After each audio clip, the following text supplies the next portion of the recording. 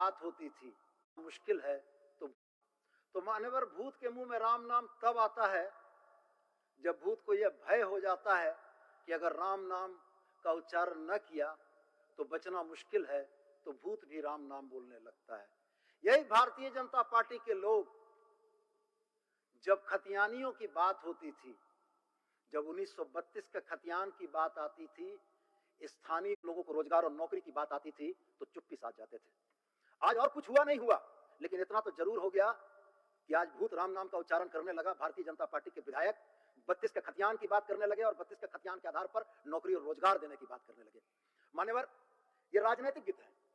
ये राजनीतिक गिद्ध माहौल ताड़ते हैं, मौका देखते हैं। जब इनको ऊपर से उड़ते हुए दिखता है कि कोई जरा लंगड़ा कर चल रहा है, तो उसके मरने की कामना करते हुए उसके ऊपर चक्कर काटना शुरू कर देते हैं। हमारे भारतीय जनता पार्टी के मित्रों का चरित्र और आचरण जो है वो पूरी तरीके से गिद्धों के आचरण से मेल खाता है। मान्यवर, आज नियोजन नीति जो यहाँ के बच्चों को ध्यान में रखकर लाई गई थी, जिस नियोजन नीति में 10-12 का राइडर इसलिए डाला गया था कि यहाँ के बच्चों को उसका लाभ मिल सके, पूरी निर्लज्जता के साथ कोर्ट में अपने नेता को खड़ा करके उस नियोजन नीति को खारिज करवाया। यह सदन गवाह है। हमने वन लाइनर प्रश्न पूछा था कि रमेश हांसदा कौन है, खाली आप बता दें कि रमेश हांसदा आपका कौन है।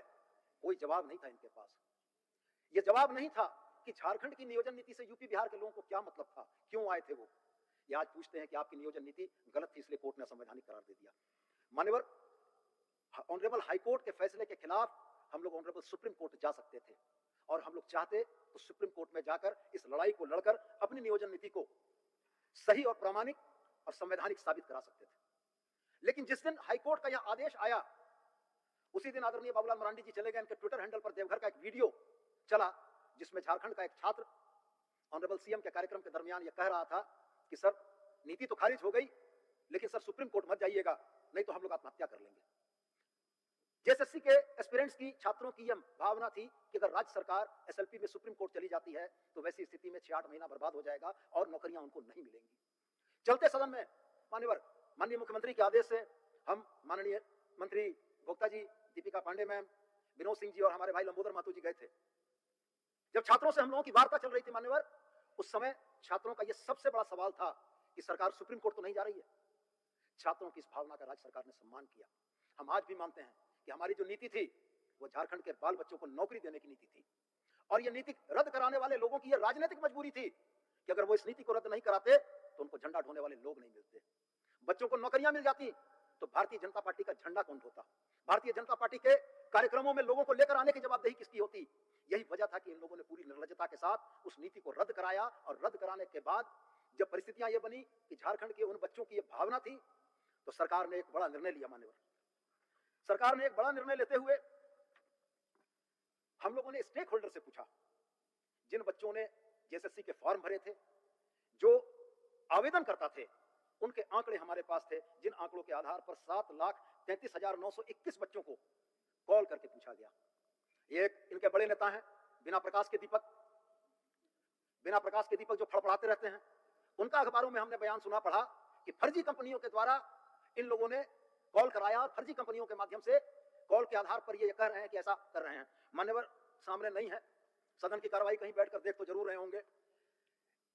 ये जो सर्वे हुआ था, ये सर्वे कराया था बेसिल ने, broadcast imaging consultant India limited. ये भारत सरकार का एक उपक्रम है। भारत सरकार के उपक्रम ने 7,33,921 बच्चों को फोन करके पूछा कि आप क्या चाहते हैं? आप यह चाहते हैं कि 1932 खतियान आधारित नियोजन नीति का इंतजार किया जाए या सरकार नियुक्तियों की दिशा में बढ़े? 73% बच्चों ने नियुक्ति की दिशा में बढ़ने का सरकार को सुझाव दिया।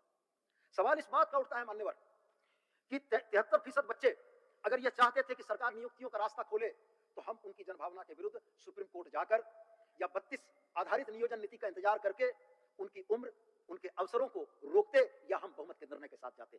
सरकार ने बहुमत के निर्णय के साथ जाने का फैसला लिया। जो व्यवस्था आई, ये 2016 की नियोजन नीति नहीं होगी, ये 2016 से पहले की वह व्यवस्था होगी जिसके तहत यहां पर नियुक्तियां कराई जा रही थी और नियुक्तियां हो रही थी। क्योंकि मान्यवर, हमें भी यह मालूम था कि यदि फिर सरकार नियोजन नीति में झारखंडियों के अधिकारों के संरक्षण का कोई भी मुद्दा लाएगी, तो फिर ये उसको कोर्ट कचहरी के चक्कर में फंसाकर टर्न डाउन करेंगे। और जो बच्चे लगातार परीक्षा की तैयारियों में लगे हुए हैं, जिनका 2 साल कोरोना ने खत्म कर दिया, नियुक्ति की प्रक्रिया में जिनका समय चला गया, ये 3 वर्ष जिनके बर्बाद हो चुके हैं, उनके 2 वर्ष और बर्बाद ना हो जाएं। हम लोगों ने निश्चित रूप से स्टेक होल्डर से पूछकर जिन बच्चों ने आवेदन किया था उनकी मनोभावना के अनुरूप सरकार ने निर्णय किया। अब जब ये परिस्थितियां भारतीय जनता पार्टी के नेताओं को दिखी तो 10 जनवरी को मान्यवर इन लोगों ने एक ट्विटर स्टोर्म खड़ा किया। सोशल मीडिया की भाषा में उसको ट्विटर स्टोर्म बोलते हैं कि ट्विटर पर एक तूफान खड़ा कर देना। सोशल मीडिया में ट्रोलर्स का ग्रुप और सोशल मीडिया में प्रति ट्वीट 2 रुपए का प्रचलन किस पार्टी ने कराया है ये सर्वविदित है, पूरी जनता और पूरा देश जानता है। सबसे मजे की बात यह है कि 2016 से पहले 50-50 के मसले जब होते थे तब कहीं दिक्कत नहीं थी। सरकार ने नियोजन नियमावली में क्या चीजें दी हैं यह जाने बगैर इन लोगों ने एक ट्विटर स्टोर्म चलवाया जिसका नाम रखा 60-40 नाय चलतो। अब 60 का आंकड़ा तो समझ में आता है, लेकिन ये 40 का आंकड़ा कहां से उठा के ले आए इसकी बात भी होनी चाहिए थी, तो ये तो पता ही नहीं लगा। अब सबसे मजे की बात यह है मान्यवर कि 4 लाख के आसपास ट्वीट होने का दावा किया गया कि 4 लाख ट्वीट हुए 60-40 नाय चलतो। ये 60-40 नाय चलतो खोरठा का है, लेकिन जो आदरणीय इसमें सबसे प्रमुख भूमिका निभा रहे थे, विधानसभा के रिकॉर्ड उठाकर देख लीजिएगा, खोरठा में शपथ नहीं लिए थे, हिंदी में शपथ लिए थे। इसमें 10 इन्फ्लुएंशियल जो हैंडल थे जिन लोगों ने इसको ऑपरेट कराया, मैं उनके नाम कुछ लोगों के पढ़ के आपको सुना देना चाहता हूं। 1 नंबर में भानु प्रताप शाही जी थे, दूसरे नंबर में आदरणीय बाबूलाल मरांडी जी थे, तीसरे नंबर में अमर बावरी जी थे, और इसके बाद चुनिंदा कोचिंग इंस्टीट्यूट, उन चुनिंदा कोचिंग इंस्टीट्यूट्स ने जिसमें एक तो हमारे भानु प्रताप जी के बड़े करीबी संबंधी का है, इन तमाम लोगों ने मिलकर ये ट्विटर स्टोर्म चलाया। इस ट्विटर स्टोर्म को जब गूगल एनालिटिका में हम लोगों ने देखने का प्रयास किया तो मान्यवर यह दिखा कि ओरिजिनल ट्वीट्स इसमें मात्र 4% हुए थे और रिट्वीट हुए थे 96% इसमें रिट्वीट हुआ था। तो अगर 4 लाख की के आंकड़े को भी हम लोग पकड़ते हैं तो मात्र 16,000 लोगों ने झारखंड से ट्वीट किया था। बाकी के सारे बॉट थे जो दिल्ली में बैठे हुए थे, चेन्नई में बैठे हुए थे, भोपाल में बैठे हुए थे, मुंबई में बैठे हुए थे, जयपुर में बैठे हुए थे, उन लोगों ने इसको रिट्वीट करके स्टोर्म बनाया। मैं सिर्फ यही कहना चाहता हूं मान्यवर कि जो भ्रम का वातावरण ये फैला रहे हैं, स्टोर्म तो खड़ा किया जा सकता है बॉट से, लेकिन चुनाव जीतने के लिए तो वोट की जरूरत होगी और वोट तो झारखंड की जनता देगी। सरकार की नीति 73% बच्चों की सोच के साथ है। सरकार की नीति इस ट्विटर स्टोर्म चलाने वाले 2 रुपया प्रति टोल देने वाले बॉट के साथ नहीं हो सकती है। हम तो इसी बात के लिए चाहते थे कि जरा सामने में रहते तो उनकी आंख में आंख डालकर जब उनको हम बताते कि ये ट्विटर स्टोर्म जो आपने क्रिएट किया था ये कैसे हुआ था, तब उनके रिएक्शन राज्य की जनता भी देखती और बाकी लोग भी देखते। रांची की बात हम लोग करते हैं मान्यवर, 2001 का सेंसस बताता है कि रांची की आबादी